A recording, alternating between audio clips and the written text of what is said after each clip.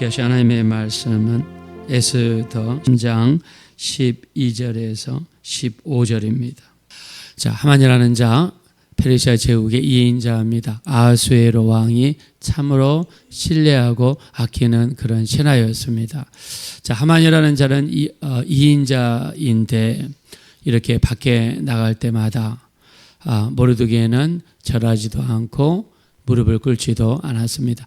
자, 단순히 절하는 것이고 안부를 전하는 것이면 했겠죠. 자, 그러나 그 자체 속에는 어떤 영적인 의미, 신적인 의미, 사람을 신격화해서 숭배하는 의미가 담겨 있었기 때문에 유대인으로서 모르드게는 무릎을 꿇을 수도 없었고 절을 할 수도 없었습니다. 그래서 무릎을 꿇지 않았습니다. 자, 여기에 불만을 품었던 하만은요, 모르드게뿐만 아니라 모르드게가 속해 있는 유대인들을 죽이기로 작정을 합니다. 자, 그리고 왕을 찾아가면서 은 10,000개를 왕에게 갖다 주면서 이상한 민족이 하나 있는데 이들은 왕 앞에 무릎 꿇지도 않고 왕을 대적합니다 라고 중간에 이렇게 이간질을 시키면서 유대인들을 죽이는 법을 만들자라고 제안을 합니다. 왕은 자세히 알아보지도 않고 자기의 왕후로 들였던 에스더가 속한 민족이 유대인임을 체크해 보지도 않고 하만이 돈을 갖다 주면서 그 법을 만들자고 제안을 하니까 그냥 단번에 허락해버리고 말았습니다. 자, 그러면서 왕의 인감 도장이었던 반지를 내주면서 네가 법안을 만들고 거기다가 반지로 도장을 찍어라 라고 허락을 해줬습니다.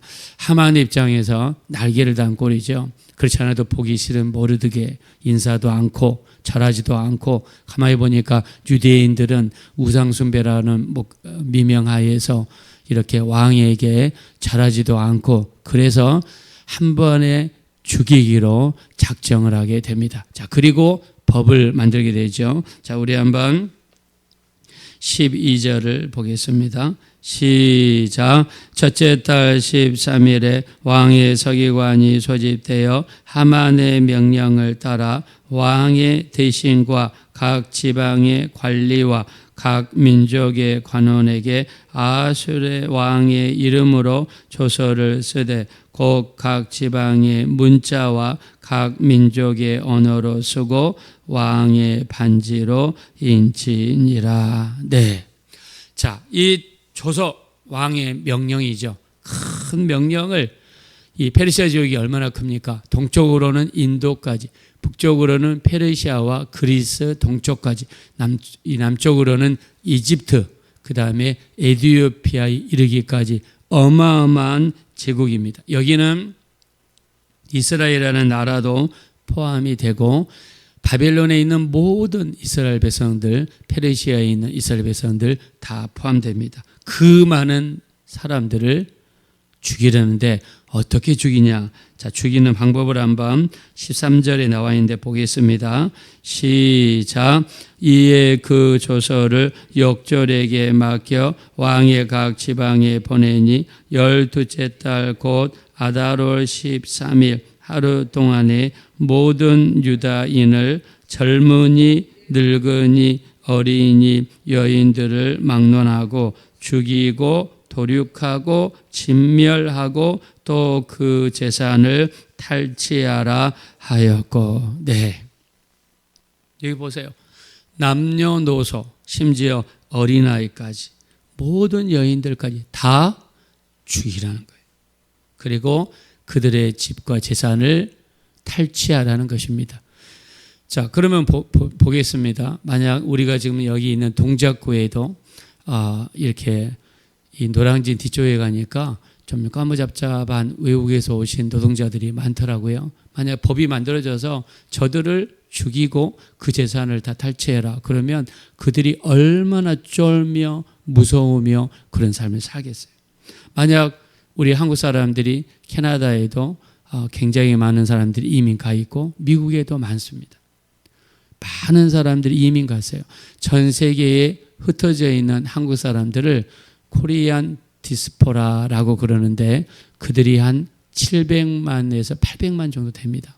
어마어마한 사람들이 해외에 나와 살고 있어요. 근데 그 사람들을 다 죽여라, 재산들을 다 빼앗아라. 얼마나 여러분 무섭겠습니까? 이루 말할 수 없는 두려움이 찾아오겠죠. 그러니까 유대인들 사이에 혼비백산이 일어났습니다. 공포가 찾아왔죠. 자, 이 조서를 각 도처에 보내는데 이스라엘에는 히브리어로, 인도에는 인도말로, 이집트에는 이집트말로 각 나라에 맞게 모든 조서를 번역을 해서 보냈습니다. 그리고 날짜를 딱 정했어요. 이날 하루 동안에 철저하게 공격하라는 것입니다. 자, 우리 한번 14절 보겠습니다. 14절 다 같이 읽읍시다. 시작. 이 명령을 각 지방에 전하기 위하여 조서의 초본을 모든 민족에게 선포하여 그날을 위하여 준비하게 하라 하였더라. 네. 이날을 위해서 그날 하루 동안에 이 일을 집행할 거니까 준비하라는 이 왕의 조서, 왕의 반지가 찍힌 조서가 전달되었습니다. 자, 이 이야기를 들었던 이스라엘 백성들은 그야말로 초죽음 상태입니다. 패닉 상태에 빠졌습니다. 모르드게도 이야기를 듣고 대성통곡했습니다. 자기가 입고 있던 옷을 벗고 이스라엘 백성들은 회개할 때에 굵은 베옷을 입죠. 베옷은 까칠까칠하고 굉장히 단단해서 살에 스치면은 피가 날 정도로 불편한 옷입니다. 아주 가난한 사람들이 당시에 입었던 옷입니다. 그래서 회개할 때 이 타고 남은 재를 바닥에다 깔고 그 위에 베옷을 입고 앉아서 하나님 앞에 회개하죠. 또 슬픈 일이 있을 때도 마찬가지입니다. 자, 우리 한번 4장 1절로 한번 가겠습니다. 4장 1절. 자, 우리 4장 1절과 2절 다 같이 한번 읽읍시다. 시작. 모르드게가 이 모든 일을 알고 자기의 옷을 찢고 굵은 베옷을 입고 재를 뒤집어 쓰고 성중에 나가서 대성통곡하며 대궐 문화까지 이르렀으니 굵은 베옷을 입은 자는 대궐 문에 들어가지 못하매라. 자, 보세요. 모르드게가 자기가 입고 있는 옷을 찢고 굵은 베옷, 딱딱하고 거칠고 불편한 옷을 입고 재를 뒤집어 쓰고 재를 깔고 앉아서 하나님 앞에서 대성통곡을 했습니다. 왜요? 한순간에 전 세계에 있는 유대인들이 죽음을 당하게 생겼습니다. 그것도 남녀노소, 어린아이도 여자들도 다 죽게 생겼습니다. 원래 전쟁이 일어나면 민간인들은 손대지 않습니다. 민간인들은 그냥 군인들끼리 전쟁하라는 거예요. 그게 국제법입니다. 근데 이제 전쟁이 거칠어지면 막 민간인들도 무자비하게 죽이죠. 러시아하고 우크라이나도 처음에는 군인들끼리 싸웠습니다. 근데 이 러시아가 얼마나 무서운지 이제 모든 폭탄을요 민간인들 아파트에다가 막 이 폭발을 시켰어요. 저 러시아가 무서운 나라입니다.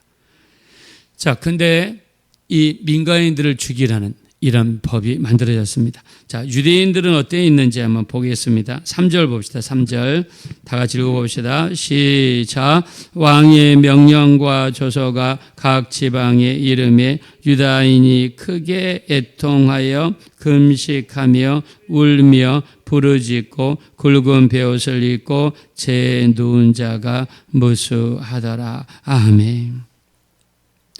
각 이 페르시아 전체에 퍼져 있는 유대인들이 크게 울고 대성통곡하면서 부르짖었고 굵은 베옷을 입고 재 누운 자가 무수하더라는 거예요.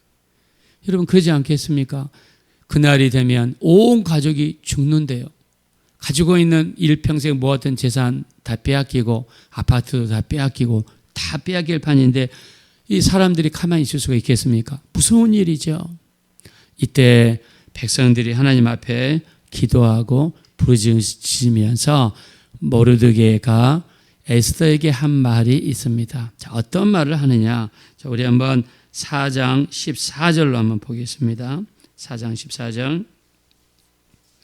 다 같이 한번 읽겠습니다. 14절 시작. 이때에 내가 만일 잠잠하여 말이 없으면 유다인은 다른 데로 말미암아 노인과 구원을 얻으려니와 너와 내 아버지 집은 멸망하리라. 네가 왕후의 자리를 얻은 것이 이때를 위함이 아닌지 누가 알겠느냐 하니. 아멘. 버르도게가 편지를 써서 왕후 에스더에게 전달합니다. 그러면서 뭐라고 그러냐면 네가 왕후가 된 것은 이때를 위함이 아니겠느냐라고 편지를 전달했습니다. 자, 우리 지금까지 살펴봤죠.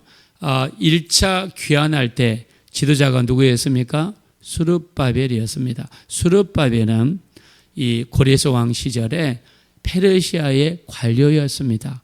고레스 왕에 의해서 유다 총독으로 임명을 받고 예루살렘으로 약 5만 명의 사람을 데리고 1차 귀환하게 되죠. 수르바벨은 자기가 가지고 있던 그 직책을 호의호식하고 부귀영화를 위해 쓴 것이 아니라 이스라엘 백성, 하나님의 사역을 위해서 쓰임받았습니다. 에스라도 마찬가지죠. 그는 학사입니다. 그는 아닥사스다 왕 때 왕실에서 법을 연구하고 법적인 조언을 왕에게 전달했던 높은 관료였습니다. 에스라는 영적인 말씀을 재건하는 데 쓰임받았고 느헤미야는 성벽을 재건하는 데 이렇게 쓰임받았습니다. 즉 세상에서 성공할 수 있도록 하나님께서 복을 베풀어 주시면 그 성공을 자기의 어떤 부귀영화를 위해 쓰지 아니하고 하나님의 나라, 하나님의 일을 위해서 쓰임 받았던 사람들이 누구냐? 바로 수르바벨, 에스라, 느헤미야였습니다. 자, 이 에스더도 마찬가지죠. 에스더도 미스 페르시아 대회가 열렸습니다. 거기서 1등을 했습니다. 페르시아의 왕후가 되었습니다. 왕후가 되었으면 이제 세상에서 성공한 거지요. 왕의 부인으로서, 왕의 정경 부인으로서 세상의 모든 부귀영화를 누릴 수 있습니다. 근데 모르드게는 하나님이 너에게 주신 그 축복을 하나님의 영광, 하나님의 나라를 위해서 사용하라고 편지를 보내고 있는 것입니다. 자, 우리 고린도전서 10장 31절 너희는 먹든지 마시든지 무엇을 하든지 하나님의 영광을 위해서 하라 그랬습니다. 제 뒤에 보면 추수감사절 장식이 되어 있죠. 어저께 여기에 과일이 굉장히 많았습니다. 성도님들 이 하나님께 봉헌하고 나서 성도님들께 털어서 나눴습니다. 그리고 여기 장식을 위해서 몇 개만 남겨놨어요. 근데 저는 성도님들한테 광고를 했습니다. 하나님께 과일 봉헌하실 분들은 택배로 보내주시거나 교회에 보내주시면 여기다가 장식을 하겠습니다. 근데 어떤 분들은 택배로 보내주시고 어떤 분들은 직접 교회까지 오셔서 전달해 주시고 어떤 분은 저기 회사에서 출장을 멀리 갔다가 해외 출장을 갔다가 오자마자 주문을 해가지고 토요일날 우리가 장식을 하는데 세상에 토요일날 도착하게 하시고 제가 감동을 받았습니다. 과일도 너무 좋더라고요. 과일도 요즘에는 우리나라 과일이 굉장히 싱싱하고 아주 튼실합니다. 아주 좋습니다. 하나님께 드리는 거예요. 그래서 1년 동안 받은 은혜를 이런 식으로 우리가 표현하는 겁니다. 그래서 먹든지 마시든지 무엇을 하든지 뭘 위해서 하라고요? 하나님의 영광을 위해서 하라고요. 우리에게 주신 높은 직책, 내가 만약 정말 하나님의 은혜로 장관이 됐습니다. 자, 그러면 장관이 됐다고 그래서 그때부터 세상 말로 니나노하고 술 먹고 뭐 별 짓을 다 하라고 그걸 준 것이 아니라 뜻이 있다는 거예요. 하나님이 그 직책을 주신 뜻이 그 뒤에 숨겨져 있는 줄로 믿습니다. 그래서 그 직책을 통해서 하나님의 뜻을 이루고 하나님의 영광을 위해 사는 겁니다. 자, 이스라엘 백성들은요, 교육을 할 때 이렇게 합니다. 우리나라는 졸업식 할 때 보면 반에 30명이 있으면 1등부터 공부 잘하는 순서대로 30명 서열화를 시킵니다. 근데 이스라엘의 교육법은요, 30명, 1등부터 30등까지 있는 것이 아니라 다 1등이에요. 무슨 말이냐? 그 아이가 가지고 있는 재능, 즉 하나님이 주신 달란트가 무엇인지를 찾아줍니다. 아, 너는 보니까 그림을 잘 그리는 것 같구나. 이 그림 잘 그리는 것은 하나님이 너한테 주신 달란트다. 이거를 발전시키고 개발해서 큰 작품을 만들어 그 분야에서 1등이 되어서 하나님께 영광을 돌리도록 하여라. 너는 보니까 탁구를 잘 치는 것 같아. 너는 탁구 치는 것이 집중해가지고 여기에서 1인자가 되도록 하여라. 너는 보니까 말을 잘하는구나. 아, 너 말 잘하는 거는 하나님이 너에게 주신 달란트다. 이거를 개발하고 극대화시켜서 하나님께 쓰임받고 영광 돌리도록 하여라. 자, 이런 식으로 공부를 가르치니까 어떻게 하겠습니까? 각 분야에서 1등이에요. 30명이 있으면 각 분야에서 1등인 거예요. 하나님이 주신 달란트가 뭔지를 발견하는 겁니다. 꼭 공부 하나로만, 그 잣대 하나로만 사람들을 재는 게 아니에요. 하나님은 각 사람에게 다 잘할 수 있는 능력을 줬습니다. 저는 성도님들 보면서 놀랍니다. 이분은 공부를 많이 한 것도 아니에요. 대학을 나온 것도 아닙니다. 근데 말씀하실 때마다 보면 그 입에서 나오는 말이 너무 지혜롭습니다. 너무 지혜롭습니다. 야, 저거는 인간의 생각이 아닌데 하나님이 저분한테 주신 지혜를 가지고 말씀하시는 것 같다는 그런 느낌이 강하게 들 때가 너무나 많습니다. 그래서 학력이나 많이 배운 거나 그게 잣대가 되면 안 됩니다. 하나님은 우리 각자에게 주신 달란트가 있어요. 그거를 최대한 개발해서 그 분야에서 내가 1등 해버리면 하나님께 영광을 돌리는 줄로 믿습니다. 우리에게 주신 달란트, 세상에 주신 성공, 세상에 주신 출세는 호의호식하고 부귀영화를 위해서 주신 것이 아닙니다.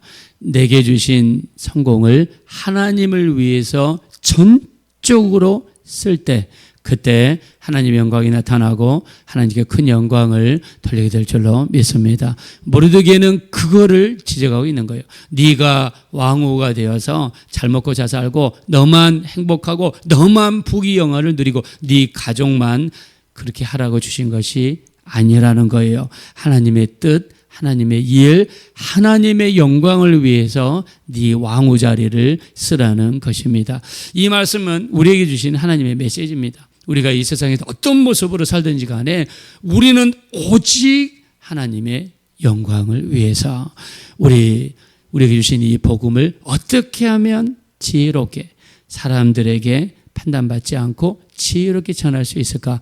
이 분야에 우리 생각하고 올인해서 여러분의 삶, 우리에게 주신 그 모든 것들이 하나님의 영광을 위해서 쓰임받는 복된 인생들이 되어지시기를 예수님의 이름으로 축원합니다. 이 시간 기도하실 때 우리에게 주신 달란트, 재능, 능력, 출세, 직책, 우리에게 주신 수많은 것들이 있습니다. 우리는 다른 사람과 비교할 필요도 없습니다. 우리에게 주신 달란트는 독특하고 우리에게 주신 성공은 다른 사람과 비교할 수 없는 놀라운 것입니다. 우리 주신 것을 가지고 하나님의 뜻, 하나님의 영광, 주님의 일, 복음 전파, 영혼 구원하는 데 쓰임받을 수 있는 우리 삶이 될 수 있도록 먹든지 마시든지 무엇을 하든지 하나님의 영광을 위해서 살아갈 수 있는 우리 인생이 되게 도와주십시오. 우리 합심으로 간절히 기도하겠습니다.